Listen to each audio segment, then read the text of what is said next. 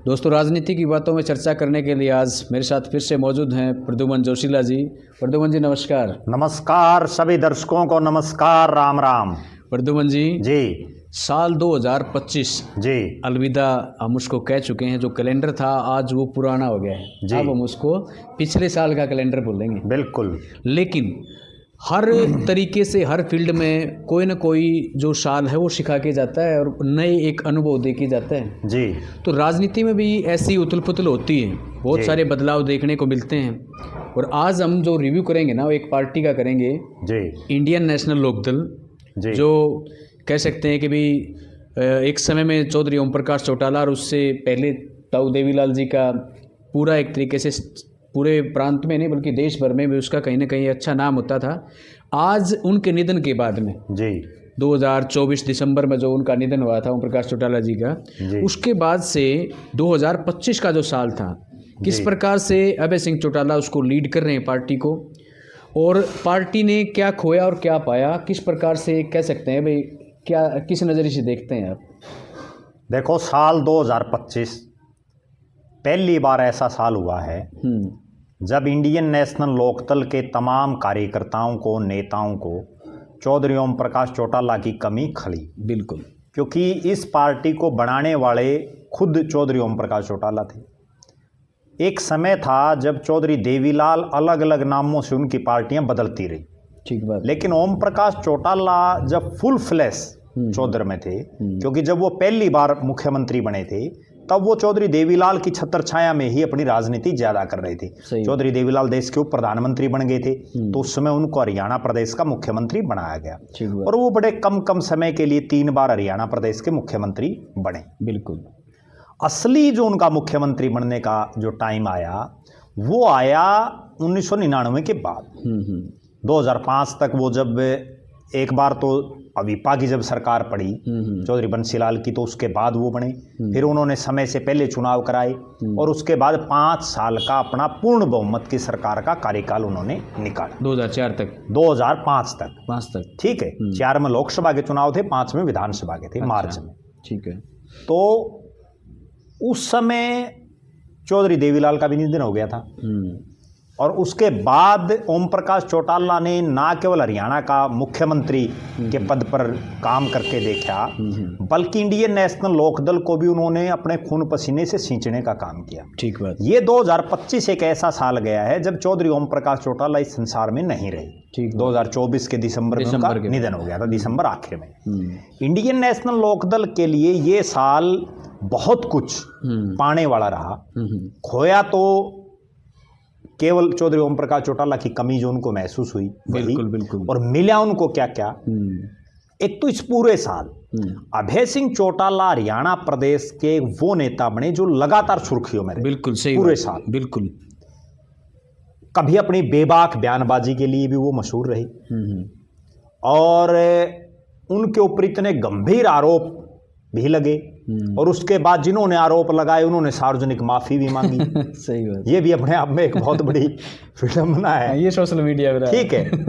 तो दरअसल ऐसा नेता अभय सिंह चौटाला इस पूरे साल में उभर के आया जिस पर हरियाणा प्रदेश में अब से पहले अभय सिंह का भी एक इतना सिस्टम था। ठीक है, बेशक वो भले ही नेता प्रतिपक्ष रहे हों, लेकिन उन्होंने चौधरी ओम प्रकाश चौटाला की छत्र छाया में ही राजनीति सही की। बात है। इस पूरे साल उनमें एक अलग ही निखार देखने को मिला। ठीक बात है। इंडियन नेशनल लोकदल ने सबसे बड़ा काम इस साल ये किया कि उन्होंने चौधरी भूपेंद्र सिंह हुड्डा के घरी इलाके रोहतक में 25 सितंबर को चौधरी देवीलाल की जयंती पर रैली की। बहुत बढ़िया रैली, जो एक बहुत बड़ा टर्निंग पॉइंट रहा। बिल्कुल सही बात। और उस रैली से पहले जो 1 महीना लगातार सुनैना चौटाला सोनीपत जिले में, अभय सिंह चौटाला झज्जर और रोहतक जिले में खूब घूमे। सही बात। और उसका फर्क ये पड़ा कि रैली में जो पुराना रोहतक किसी समय जो चौधरी देवीलाल का एक गढ़ माना जाता था, क्योंकि चौधरी देवीलाल ने सोनीपत से और रोहतक से चुनाव लड़े हैं, उस इलाके में उनका एक प्रभाव रहा है हमेशा से। तो उसमें दोबारा से लोगों को पार्टी के साथ जोड़ने में वो कहीं ना कहीं कामयाब जरूर हुए हैं। हालांकि अभी बहुत लंबी डगर है क्योंकि केवल 2 ही सीटें हैं और 2 से और 46 या 46 के नजदीक आने में जो है बहुत मेहनत की जरूरत है। लेकिन इस साल पार्टी ने कई एक्स एमएलए, कई बड़े चेहरे पार्टी में शामिल हुए। पार्टी, कुछ एक नेता ऐसे रहे पार्टी में जिन्होंने दिन रात मेहनत करके पार्टी की मजबूती के लिए काम किया, जिनमें सबसे बड़ा चेहरा खुद अभय सिंह चौटाला। बिल्कुल।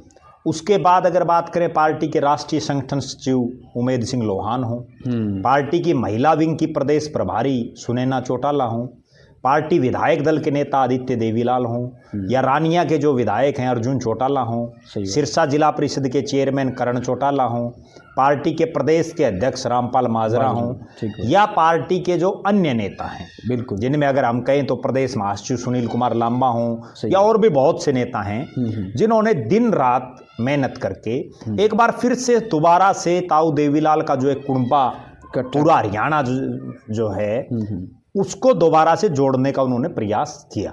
हालांकि उसमें वो कितने कामयाब हो पाए वो तो जब चुनाव आएगा तभी पता चलेगा। सही बात है। लेकिन कम से कम इतना है कि एक स्टैंड करने में कामयाब जरूर रही। बिल्कुल। दूसरी बड़ी बात, इंडियन नेशनल लोकदल के लिए इस पूरे साल जहां भी कोई किसानों का मुद्दा हो, कोई छात्रों का मुद्दा हो, युवाओं का मुद्दा हो, समाज के किसी भी वर्ग से किसी भी इलाके को लेकर के कोई भी मामला हो, तो उसमें असली विपक्ष की भूमिका निभाने की काम इंडियन नेशनल लोकदल ने इस साल किया। बिल्कुल, बहुत बढ़िया। चाहे वो एमएसपी को लेकर के प्रदर्शन हो, चाहे वो जो है खाद ना मिले तो प्रदर्शन हो, चाहे वो छात्रों की परीक्षा के लिए कोई बात हो, छात्रों के अधिकारों के लिए कोई बात हो, तो हर जगह इंडियन नेशनल लोकदल और उसके नेता कार्यकर्ता खूब बखूबी खड़े रहे, डटे रहे। ठीक बात है। इस साल पार्टी में बहुत बड़े बड़े चेहरे जो जिनका अपने अपने इलाके में एक वजूद है वो पार्टी में शामिल हुए, जिसका भविष्य में पार्टी को और फायदा होगा। ठीक बात। और अभी हालात और परिस्थितियां ये हैं कि जिस अभय सिंह चौटाला को बहुत से नेता नॉन सीरियस पॉलिटिशियन मानते थे, जिसको ये कहते थे कि भाई ये तो कहता कुछ है, पाता फिर बाद में कुछ नहीं है, मेहनत नहीं करता, इस तरह की बातें उसके ऊपर लगती थी। लेकिन इस पूरे साल में अभय सिंह चौटाला ने उम्मीद से ज्यादा मेहनत की। बिल्कुल। जिससे लोग जो उनके साथ जुड़ने लगे। बिल्कुल। और उसका प्रमाण भी ये है कि जब चौधरी ओम प्रकाश चौटाला की प्रथम पुण्यतिथि पर तेजाखेड़ा फार्म हाउस पर एक सर्वधर्म सभा रखी गई, तो उसमें भी हजारों हजार लोग हरियाणा प्रदेश के अलग अलग इलाकों से आए। जिससे ऐसा लग रहा है कि जिस गति से अभय सिंह चौटाला इस पूरे साल रहे, अगले साल इससे डबल गति तो उनकी कम से कम चाहिए। और अगर 26 में वो डबल गति में रहेंगे तो निश्चित रूप से आने वाले समय में एक बार फिर से इंडियन नेशनल लोकदल एक मजबूत हालात में प्रदेश में दिख सकती है। ठीक बात। अच्छा, मजबूत कैसे दिख सकती है? जैसे भी कांग्रेस और बीजेपी तो चलो सत्ता में भी है और उसका उन्होंने थोड़ा सा अपना कुनबा बढ़ाया भी है, लेकिन कांग्रेस की जो जिस तरीके से अपनी बार मजबूत विपक्ष एक तरीके जनता ने उनको दिया है, सरकार नहीं बना पाए, लेकिन इंडियन नेशनल लोकदल कांग्रेस को कैसे बैक कर देगा? देखो, ऐसा है, कांग्रेस पार्टी में सबसे बड़ी समस्या है आपसी फूटबाजी। जो आपसी फूट है, गुटबाजी है, वो कांग्रेस को 3 चुनाव से लेकर के बैठी हुई है। कांग्रेस में बहुत से बड़बोले नेता हैं जो ग्राउंड जीरो पर मेहनत ना करके केवल अपना कोट जैकेट पहनने में, कौन सी जैकेट किस मैचिंग की हो, कौन सा मफलर किस रंग का हो, सिर्फ इसी में बिजी हैं। ठीक बात है। ठीक है। धरातल पर जो पार्टी की मजबूती के लिए करना चाहिए वो कांग्रेस नहीं कर पा रही। ठीक है। दूसरा, कांग्रेस की एक सबसे बड़ी कमी, जो सबसे मेन कमी है, कांग्रेस क्या करती है कि किसी भी एक नेता पर अंधा विश्वास कर लेती है। जैसे सिटिंग विधायक उनको सबको टिकट दे देते हैं, सही सिटिंग सांसदों को टिकट दे देते हैं। बिल्कुल। उससे क्या है कि वो सिटिंग एमएलए हार जाते हैं चुनाव, बहुत से, इस बार भी वही हारे। जबकि इंडियन नेशनल लोकदल या भारतीय जनता पार्टी जो अपने आप में कद्दावर नेता हो ना, उनकी भी टिकट काट देते हैं। कृष्ण लाल पंवार लगातार विधायक बन रहे थे जो अभी सरकार में मंत्री हैं, और वो जब लगातार विधायक बन रहे थे तो ओम प्रकाश चौटाला ने उनकी टिकट काट दी। सही बात है। ठीक है ना? बिल्कुल। लेकिन कांग्रेस ऐसा रिस्क नहीं ले पाती। सही बात। इसलिए कांग्रेस के हालात खराब हैं। जब तक कांग्रेस सही ढंग से रिस्क नहीं ले पाएगी, कैसे काम चलेगा? आज कांग्रेस में मेहनत कौन कर रहा है? केवल एक आदमी पूरे हरियाणा में, दीपेंद्र हुड्डा। सही बात है। दीपेंद्र हुड्डा ही इकलौता एक नेता है जो पलवल ओडल से शुरू कर दो आप, और वहां से डबवाड़ी तक, और नांगल चौधरी से लेके और कालका तक, केवल वही सड़क पे है। सही बात है। बाकी तो रणदीप सिंह सुरजेवाला कितने घूम रहे हैं, या जो है कुमारी शैलजा कितनी घूम रही हैं। ठीक बात। हाँ, अभी ब्रिजेंद्र सिंह ने अपनी यात्रा शुरू की है, लेकिन ब्रिजेंद्र सिंह चूंकि 5 साल भारतीय जनता पार्टी के सांसद रह चुके हैं, तो लोग अब कितना विश्वास उन पर करेंगे, वो भी तो अपने आप में एक बहुत बड़ी बात है। सही बात है। हाँ, इंडियन नेशनल लोकदल को इतना भी निश्चित है कि अभी जितना उनका कुनबा है, इससे तो बात बननी नहीं। ठीक है, इसको बढ़ाना पड़ेगा, इससे ज्यादा मेहनत करनी पड़ेगी। 2 विशेष बातें, मार्केटिंग और मैनेजमेंट। क्योंकि इंडियन नेशनल लोकदल को मैं जो देख पा रहा हूँ, रैलियों की तो मास्टर रही है इंडियन नेशनल लोकदल और ओम प्रकाश चौटाला की फौज। रैलियां तो खूब कर देती है, भारी भीड़ भी आ जाती है, लेकिन अगर रैलियों से ही राज आता होता तो फिर इनका तो राज जाना ही नहीं था चौटाला साहब का। सही बात है। ठीक है ना, रैलियों से राज आता तो भूपेंद्र सिंह हुड्डा ने तो बहुत बड़ी रैली की थी, कुलदीप बिश्नोई ने भी 2007 में रोहतक में बहुत बड़ी रैली की थी। ठीक बात है। रैलियों से राज नहीं आता। बीजेपी वाले कितनी रैली करे हैं, सही, लेकिन वो ग्राउंड जीरो पर काम कर रहे हैं। मैनेजमेंट, मार्केटिंग है उनकी। एक छोटा काम भी किया। आज तो हालात ये हैं भारतीय जनता पार्टी की वर्तमान सरकार के कि कोई अगर नाली भी बन रही है या कोई गली बन रही है, उसके भी मंत्री उद्घाटन कर रहे हैं। सही बात है, बिल्कुल। ठीक है ना, इतनी मार्केटिंग कर रहे हैं उसकी। अच्छा, एक समय हुआ करता जब एक समय के आज भी मानते हैं कि भाई इनेलो का जो वोटर है ना, वो ब्लैक कट्टर है, यानी कि पक्का वोटर है। बिल्कुल ऐसा है नहीं है, नेचुरल बात है भाई। जो लोग, आप एक चीज देखो, आज इंडियन नेशनल लोकदल की जो हालात है या पिछले 5 साल से जो हालात रहे, जो पार्टी पूरे हरियाणा में केवल 1 सीट, और एक हालात तो ऐसी बनी जब अभय सिंह ने इस्तीफा दे दिया तो 0 पा गई थी। 0 जिसकी हो, और उस समय लोग उस पार्टी के साथ खड़े हैं। सही बात। आज भी इन लोगों का सिस्टम क्या है, विधानसभा में तो 2 ही विधायक हैं। हाँ। पार्टी के सबसे बड़े नेता अभय सिंह चौटाला खुद चुनाव हार चुके हैं। सही बात है। लेकिन उसके बावजूद अगर लोग दोबारा विश्वास करने लग गए, तो देखो मैं ये भी बिल्कुल स्पष्ट कर दूं कि 46 की दौड़ में नहीं है अभी इन लोग। कोई यूं समझे भाई 46 आ जाएंगी आज के उससे, तो 46 की दौड़ में नहीं है। लेकिन इंडियन नेशनल लोकदल अगर थोड़ी ही मेहनत करे तो उस हालात में वो आ सकती है कि वो किंग या किंग मेकर बन सकती है। त्रिशंकु को विधानसभा बन जाए। अब दुष्यंत के भी तो यूं छूट आई थी, बिल्कुल 10 सीटा में सूत आएगी। सही। इस बार अगर 10 अभय सिंह की आ जाती तो अभय सिंह की सूत आ जाती। बिल्कुल बिल्कुल ठीक है ना, 46 का रोड़ा नहीं है, रोड़ा तो है बस 10-15 का। अगर 15 आ गई तो क्या पता मुख्यमंत्री बन जाए। ठीक बात है। अच्छा, जिस तरीके से जी नलवा से विधायक रहे हैं, पहले भट्टू से इलेक्शन लड़ते आ रहे हैं, और इंडियन नेशनल लोकदल की जब सरकार आई थी तो वो वित्त मंत्री भी रहे थे। हम बात कर रहे हैं प्रोफेसर संपत सिंह की, और उन्होंने जिस तरीके से भी कांग्रेस को लेकर के थोड़ा सा नाराजगी जाहिर करी थी, उनकी टिकट कट गई थी, और उसके बाद से वो थोड़े से खफाई नजर आ रहे थे, और इसके बाद में फिर से उनकी इनेलो के अंदर दोबारा से एंट्री हुई है, यानी कि दोबारा उन्होंने इनेलो को ज्वाइन किया। और अभय सिंह चौटाला के बारे में भी उन्होंने खूब जम के तारीफ की थी रोहतक रैली में, आपने पता होगा, है ना। तो उनकी वापसी से पार्टी को कितना मतलब कि देखो, मेरा ये मानना है कि प्रोफेसर संपत सिंह को बहुत ज़्यादा इज्जत दे रहे हैं अभय सिंह चौटाला। ठीक बात है। और यही कारण है कि उनको आते ही पार्टी का राष्ट्रीय संरक्षक बना दिया। लेकिन मैं ये समझ पा रहा हूं कि प्रोफेसर संपत सिंह, जिनको पार्टी ने आते ही और अभय सिंह चौटाला ने आते ही राष्ट्रीय संरक्षक जैसा इतना बड़ा पद दिया, उसके बावजूद उनकी सोच पता नहीं क्यों केवल फतेहाबाद के भट्टू और आसपास के इलाके तक सीमित, यानी कि जो जिस प्रकार से दौरे क्योंकि वो पिछले कई दिनों से मैं देख रहा हूं कि वो खुद भी और उनके बेटे भी फतेहाबाद हल्के के गांव में घूम रहे हैं, जबकि वो पार्टी के राष्ट्रीय संरक्षक हैं। चलो पार्टी पूरे भारत में नहीं, कम से कम हरियाणा में तो है। प्रोफेसर संपत सिंह को तो चाहिए ये कि वो 90 के 90 हल्कों में घूमे।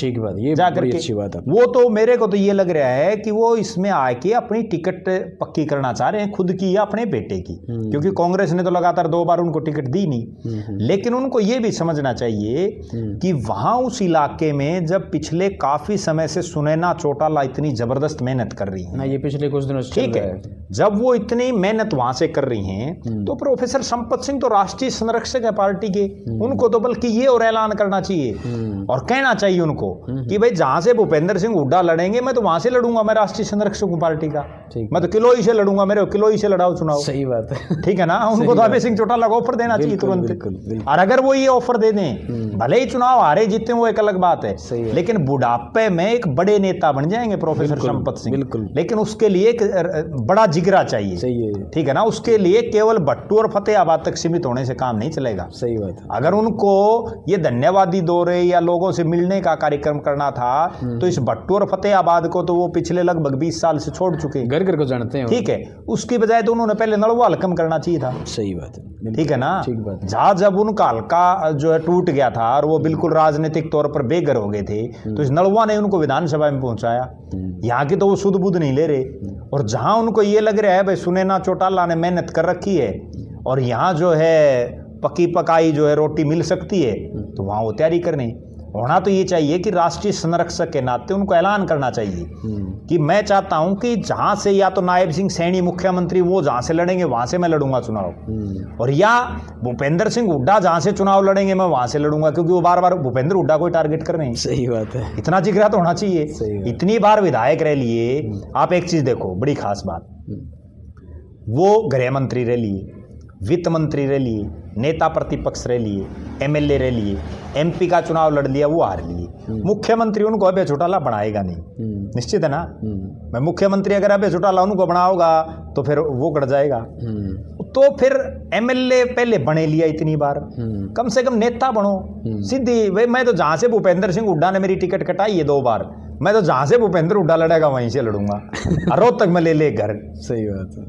जब वो भट्टू से एमएलए थे तो भी तो इशारा करते, ठीक बात। रोहतक में घर लेके अंदर अपना किलोई में गाड़ दें, ठीक बात है। बिल्कुल सही बात है। नेता बन जाएंगे। बिल्कुल।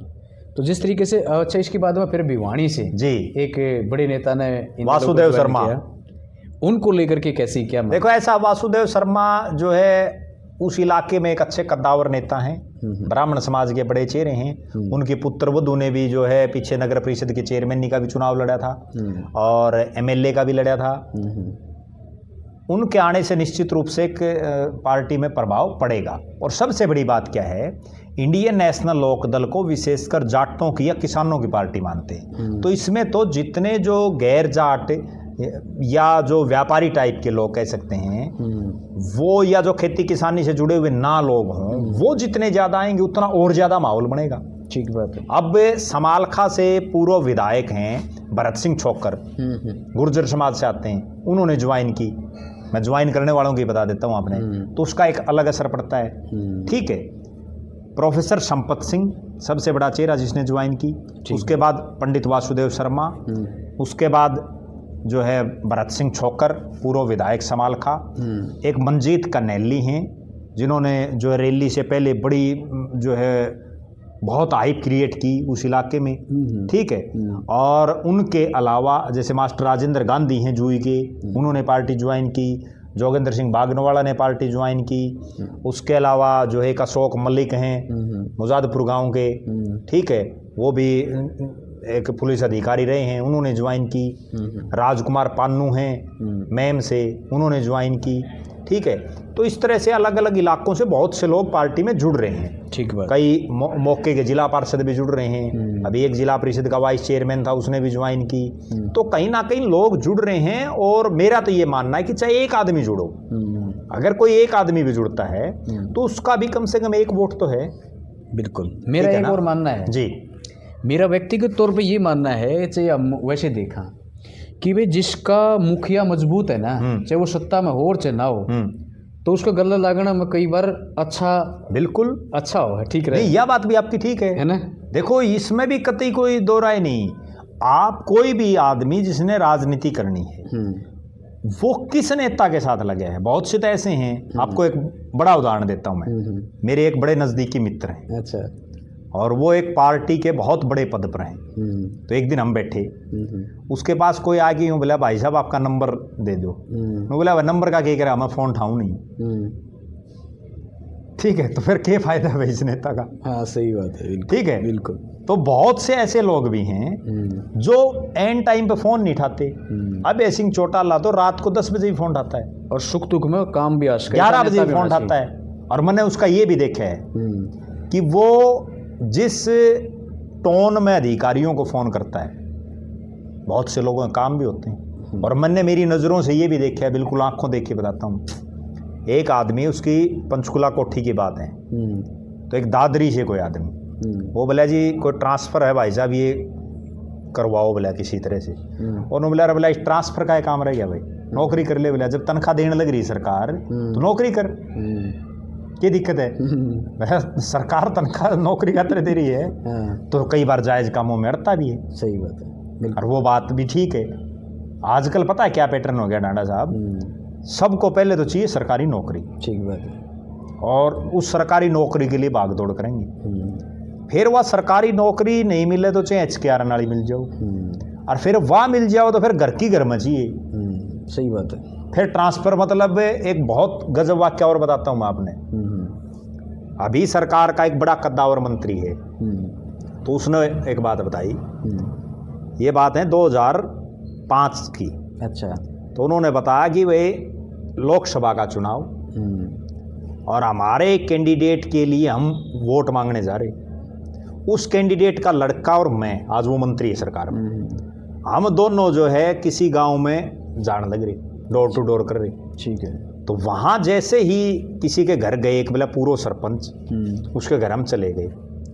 थोड़ा जाके ना हमने वोट बांटा, कहीं उसने चाय चूहे पानी पूनी का मारा कराया प्रबंध, हमने बताई भाई वो फलाना जो कैंडिडेट है उसका लड़का है। इतनी देर में बोला उसका बाबू भीतर बैठा है, जो पूर्व सरपंच है, वो बोला रहा कौन सा है? तो बोला मैं बाज के गा, बोला जी फलाना का छोरा है। उन्हें बोला लिया डोगा, बोला डट, बोला उन्हें 2-4 बकी गाड़, बोला जब दोबारा हमारा घर बढ़ गया ना, तो बोला ठीक नहीं है। बोला मैं मामला के है, मैंने फिर उसको पूछी भाई ताऊ मामला के है? बोला भाई मामला यहाँ से 1987-88 के आसपास वो जो चुनाव लड़ रहा था आदमी, वो बड़ी पावर में था, और बोला मैं कोई बदली के लिए चला गया, तो उसने जो बदली करनी थी वो 2 किलोमीटर दूर कर दी। 2 किलोमीटर तो कोई बड़ी बात भी नहीं है।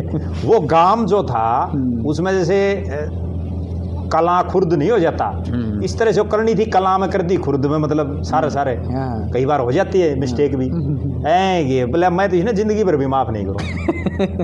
तो ये रोड़ा है लोगों का, लोगों ने मतलब हर चीज जो है बिल्कुल पास में होनी चाहिए। बिल्कुल ठीक है ना, बिल्कुल। तो अभय सिंह चौटाला इसलिए लोग उनके साथ खड़े भी हैं। सही बात। ये कम से कम अड़ने वाला तो आदमी, अड़ने वाला। अच्छा एक चीज और होती है बड़ी खास बात, अब जिस आदमी ने ये कहा कि भाई 39 जूत मारे, वो बहुत से लोग उसको नेगेटिव वे में भी ले रहे हैं, और बहुत से लोग ऐसे भी हैं जो ये भी कह रहे हैं कि भाई जूत मारे ना मारे वो अलग बात है, लेकिन कम से कम अगले को एहसास तो करा भाई तूने मेरे साथ भी तो गलत किया था।